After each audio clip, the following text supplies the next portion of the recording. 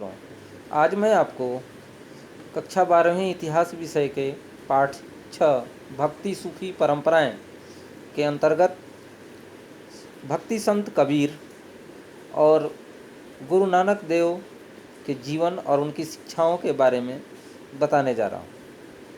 कबीर मात्र भक्त ही नहीं, बड़े समाज सुधारक भी थे। उन्होंने समाज में व्याप्त कुरीतियों का डटकर विरोध किया। अंधविश्वासों, बाह्याडंबरों और मान्यताओं जो समाज में विभेद उत्पन्न करने वाली थीं, उनकी काफ़ी आलोचना की। उन्होंने समाज, धर्म, दर्शन के क्षेत्र में महत्वपूर्ण विचारधारा को प्रोत्साहित भी किया। कबीर ने जहाँ एक और बौद्धों, सिद्धों और नाथों की साधना तथा सुधार परंपरा के साथ वैष्णव संप्रदाय की भक्ति भावना को ग्रहण किया, वहाँ दूसरी ओर राजनीतिक, सामाजिक, धार्मिक और आर्थिक असमानताओं के विरुद्ध भी प्रतिक्रिया दी। इस प्रकार मध्यकाल में कबीर ने प्रगतिशील और क्रांतिकारी विचारधारा को स्थापित किया। कबीर तत्कालीन स्थितियों को प्रभावित करने में सफल रहे। उन्होंने जनसाधारण के लिए धर्म की सहजता या भक्ति की सुगमता पर बल दिया। जनसाधारण की ही भाषा में उन्होंने बताया कि निर्गुण प्रभु सबका है और उस पर किसी वर्ग, व्यक्ति अथवा धर्म, जाति का एकाधिकार नहीं है। निर्गुण भक्ति धारा में कबीर पहले संत थे जो संत होकर भी गृहस्थ जीवन के रूप में अपना जीवन व्यतीत करते थे। कबीर मानवतावादी विचारधारा के प्रति आस्थावान थे और यही कारण है कि उन्होंने जाति प्रथा का विरोध किया और जातिगत असमानता, ऊंच नीच की भावना का उन्होंने काफ़ी कड़े शब्दों में निंदा भी की। उन्होंने कहा कि जिस व्यक्ति ने अपने पवित्र कर्मों से भक्ति को अपनाया है, उसकी जाति पूछना व्यर्थ है। वे कहते हैं, जाति न पूछो साधु की, पूछ लीजियो ज्ञान, मोल करो तलवार का, चढ़ी रहंडो म्यान। उन्होंने जाति प्रथा के साथ साथ पर्दा प्रथा, बाल विवाह, वेश्यावृत्ति, सती प्रथा जैसी कुरीतियों की खुली आलोचना की। उन्होंने सामाजिक कुरीतियों के विरुद्ध खड़े होकर सारी मानव जाति के कल्याण एवं एकता के लिए जीवन के सुखों को भी त्याग दिया। कबीर को मध्यकालीन भारत में दोषपूर्ण आर्थिक ढांचे पर प्रहार करने के लिए भी जाना जाता है। उन्होंने वर्ग संघर्ष और आर्थिक असमानता की ओर ध्यान आकृष्ट किया और वो मानते थे कि अनावश्यक धन संग्रह पाप है और लोक हित कार्य में धन खर्च करना पुण्य है। मध्यकालीन संतों में कबीर दास की साहित्यिक एवं ऐतिहासिक देन भी महत्वपूर्ण है। उनकी वाणी एवं विचारों को संग्रह कर बीजक का नाम दिया गया है। इस संग्रह के 3 भाग हैं, रमैनी, शबद, साखी। रमैनी और शबद में पद हैं जबकि साखी में दोहे हैं। कबीर ने अपनी रचनाओं में राजस्थानी, गुजराती, उर्दू, पंजाबी, हिंदी आदि सभी भाषाओं के शब्दों का उपयोग किया और इसीलिए उनकी भाषा को खिचड़ी अथवा सधुकड़ी भाषा के रूप में भी जाना जाता है। संत कबीर ईश्वर प्रेम पर बल देते थे। उन्होंने कहा कि ईश्वर एक है। उनका विश्वास था कि भक्ति तथा ज्ञान के द्वारा मोक्ष प्राप्त हो सकती है। कबीर ने गुरु के महत्व पर भी बल दिया। उन्होंने बताया कि गुरु के ही द्वारा ईश्वर को प्राप्त किया जा सकता है। वह इसमें ज्ञान का संचार करता है और अज्ञान को भगाता है। अगर हमारा हृदय पवित्र है, स्वच्छ है, तो हम ईश्वर को प्राप्त कर सकते हैं। बुरे हृदय वाला, अपवित्र हृदय वाला व्यक्ति ईश्वर को प्राप्त नहीं कर सकता। उन्होंने कहा कि सभी जीव जंतु परमात्मा की रचना है, उनकी संतान है, उनके अंश हैं और सबके अंदर एक ही आत्मा विराजमान है। कबीरदास जी ने कहा कि अगर हम ईश्वर के पास प्रेम से जाएं, अपना सर्वस्व समर्पण करके जाएं, तो हमारी सहायता वो अवश्य करेंगे। कबीर बानी की एक और विशेषता यह है कि वे परम सत्य को वर्णित करने के लिए अनेक परिपाटियों का सहारा लेते हैं। इस्लामिक दर्शन का अनुकरण करते हुए कबीर परम सत्य को अल्लाह, खुदा, हजरत और पीर का दर्जा देते हैं, तो दूसरी तरफ वेदांत दर्शन से प्रभावित होकर वे सत्य को अलख, निराकार, ब्रह्मन और आत्मन कहते हैं। जोगी परंपरा के कुछ शब्दों का प्रयोग भी कबीरदास जी ने किया। कबीर ने हिंदू और मुसलमान दोनों के कर्मकांडों की भर्त्सना की, लेकिन वे इस्लाम धर्म के एकेश्वरवाद का समर्थन करते हैं और मूर्ति पूजा का खंडन करते हैं। वे सूफी सिद्धांतों का इस्तेमाल करते हैं, नाम सिमरन की हिंदू परंपरा को भी अभिव्यक्ति प्रदान करते हैं। महान संत सुधारकों, धर्म प्रवर्तकों और प्रचारकों में गुरु नानक देव का उल्लेखनीय स्थान है।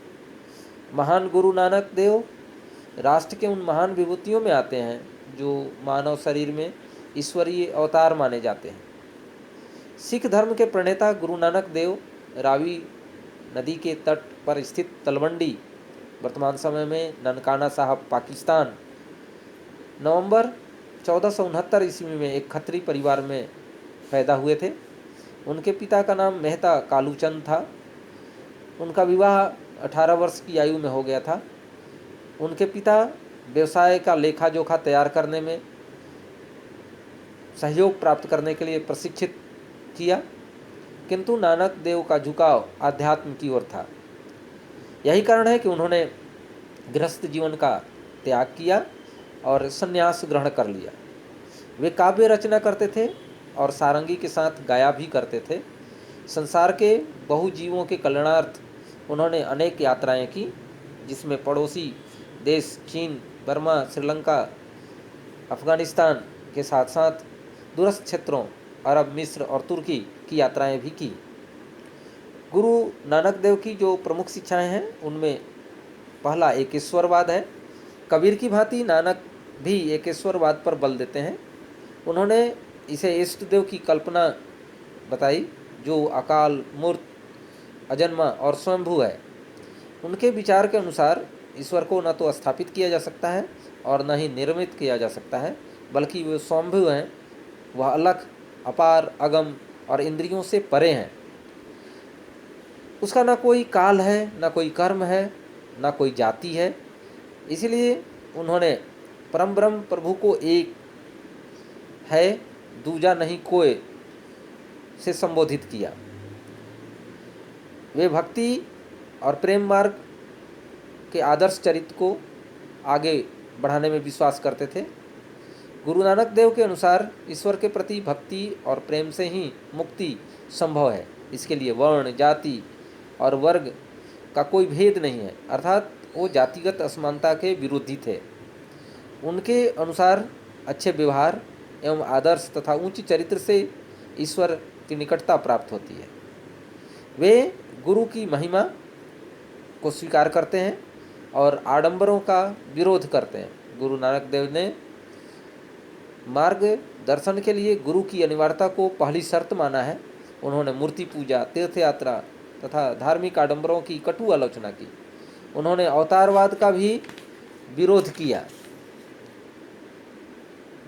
वे मानते थे कि संसार का माया से परिपूर्ण नहीं, बल्कि उसके कण कण में ईश्वर शक्ति को देखा है। वे जीव तथा आत्मा में अटूट संबंध मानते थे। उनका विश्वास था कि जीव परमात्मा से ही उत्पन्न होता है और जीवन में परमात्मा निवास करता है और आत्मा अमर है।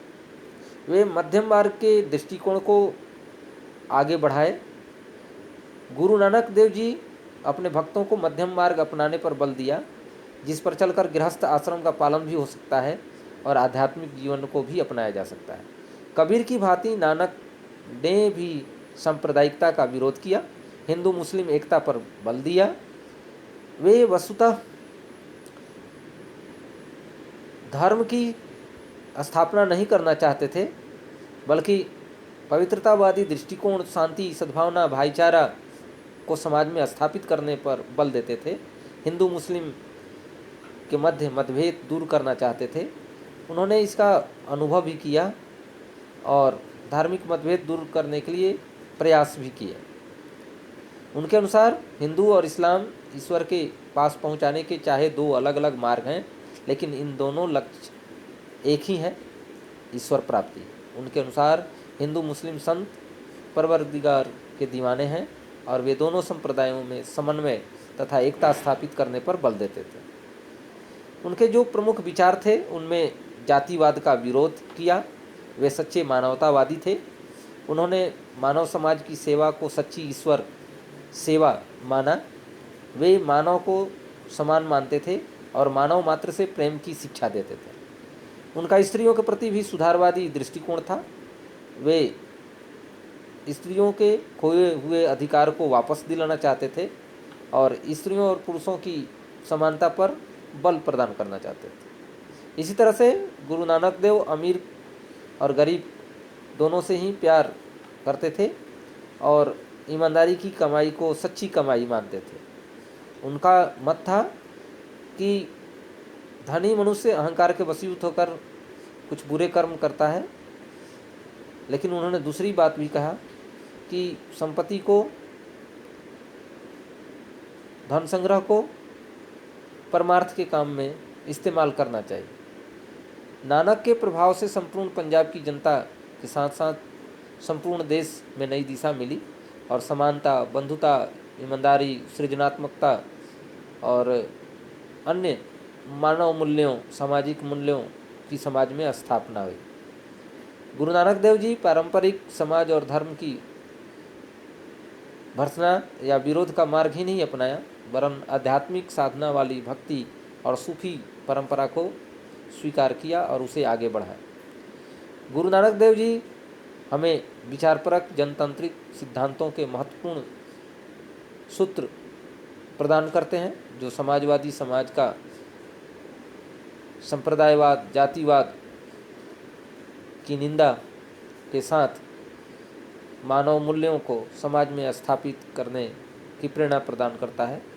वे समानता, प्रेम, भाईचारा और हिंदू मुस्लिम एकता में विश्वास करते थे।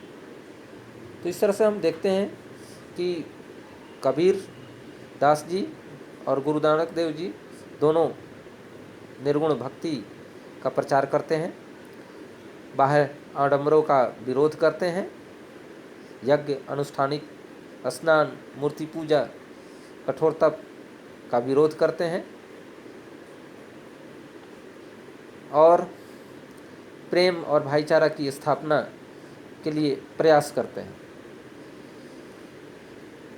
बाद के दिनों में गुरु नानक देव के देहांत के उपरांत अन्य धर्मगुरुओं ने, जिसमें 5वें गुरु श्री अर्जुन देव जी,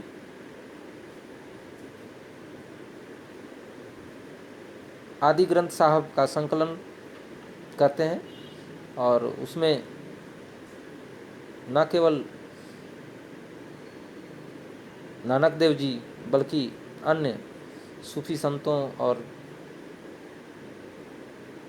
शैव और वैष्णव संतों के शब्दों को उसमें शामिल करते हैं।